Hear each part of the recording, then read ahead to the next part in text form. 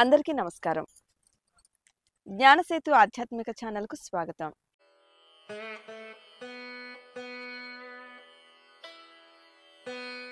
ముందుగా జ్ఞానసేతు ఆధ్యాత్మిక ఛానల్ చూస్తున్న వారందరూ కూడా ఛానల్‌ను లైక్ చేసి, షేర్ చేయండి, సబ్స్క్రైబ్ చేసుకోండి. పక్కనే ఉన్న బెల్ ఐకాన్ క్లిక్ చేయండి. వేదాలు, పురాణాలు, ఇతిహాసాలు, ఉపనిషత్తులు, శాస్త్రాలు ఇవన్నీ మనం నిత్యం పాటించే ధర్మాలను బోధిస్తుంటాయి. నిత్య జీవితంలో ధర్మాధర్మాలకు సంబంధించి మనకు అనేక సందేహాలు కలుగుతుంటాయి. అటువంటి ఎన్నో సందేహాలకు జ్ఞానసేతు ఆధ్యాత్మిక ఛానల్ ద్వారా సమాధానాలు తెలుసుకుందాం. హైందవ మతంలో ప్రతి నెలకి ఒక ప్రత్యేక ప్రాముఖ్యత ఉంది. ముఖ్యంగా ధనుర్మాసం విష్ణుమూర్తికి ప్రీతికరమైన మాసమని అంటారు. ఈ నెలలో లక్ష్మీనారాయణులను తులసి దళాలతో పూజించటం పుణ్యప్రదమని పండితులు చెబుతారు. ఈ ధనుర్మాసంలో ఉభయ సంధ్యల్లో ఇల్లు శుభ్రం చేసి దీపారాధన చేయటం వల్ల మహాలక్ష్మి అనుగ్రహం లభిస్తుందని, పేదరికం దూరమవుతుందని విశ్వసిస్తారు.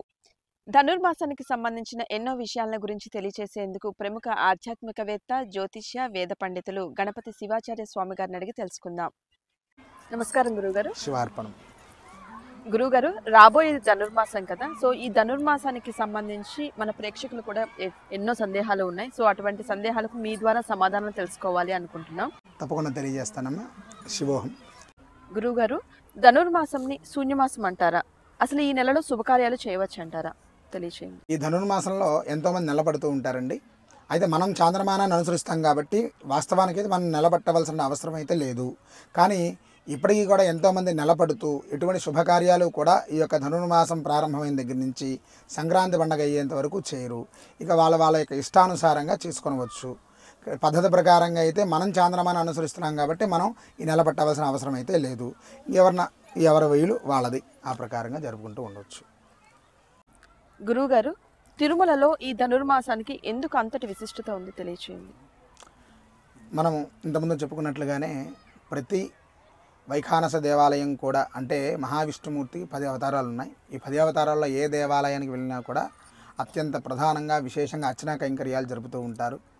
అందులో భాగంగానే మన రాష్ట్రంలో అత్యంత పెద్ద వైఖానస క్షేత్రమైనటువంటి తిరుమల తిరుపతి దేవస్థానంలో ఆ వెంకటేశ్వరుడికి సకాలంలో అన్నీ కూడా, అంటే కైంకర్యాలన్నీ కూడా సకాలంలో జరగాలనేటటువంటి విషయంగా అధికారుల దగ్గర నుంచి అర్చకుల వరకు చాలా తపిస్తూ సకాలంలో స్వామివారికి భక్తి శ్రద్ధలతో ఈ కైంకర్యాలన్నింటినీ కూడా సమర్పించేందుకు ప్రయత్నం చేస్తూ దాని ప్రకారంగా వాళ్ళ అర్చనా కైంకర్యాన్ని ఆచరిస్తూ ఉంటారు. అలాగే ఈ యొక్క వైకుంఠ ఏకాదశి నాడు ఉత్తర ద్వార దర్శనంగా మహావిష్ణుమూర్తి ఉత్తర ద్వారంగా భక్తులందరికీ కూడా దర్శనమిస్తారు. ఆ ద్వార దర్శనం కోసం కొన్ని కోట్లాది మంది భక్తులు ఈ క్షేత్రంలో, ప్రధానంగా తిరుమల తిరుపతి దేవస్థాన క్షేత్రంలో స్వామివారిని దర్శించుకోవడానికి వెళ్తారు.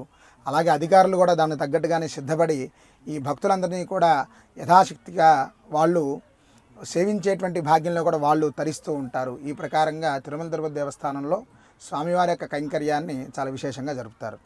ధనుర్మాసానికి సంబంధించి ఎన్నో విషయాలు చాలా చక్కగా తెలియజేశారు గురుగారు. ధన్యవాదాలు. ఓం నమో నారాయణాయ. నిత్య జీవితంలో మీకు ఎదురయ్యే అనేక ధర్మ సందేహాలకు, జ్యోతిష్యానికి సంబంధించి ఎటువంటి సందేహాలున్నా గురువు గారికి కామెంట్ రూపంలో తెలియచేయండి. మీ సందేహాలకు సమాధానాలు తెలియచేయగలరు. శివోహం. సర్వే జనాః సుఖినో భవంతు.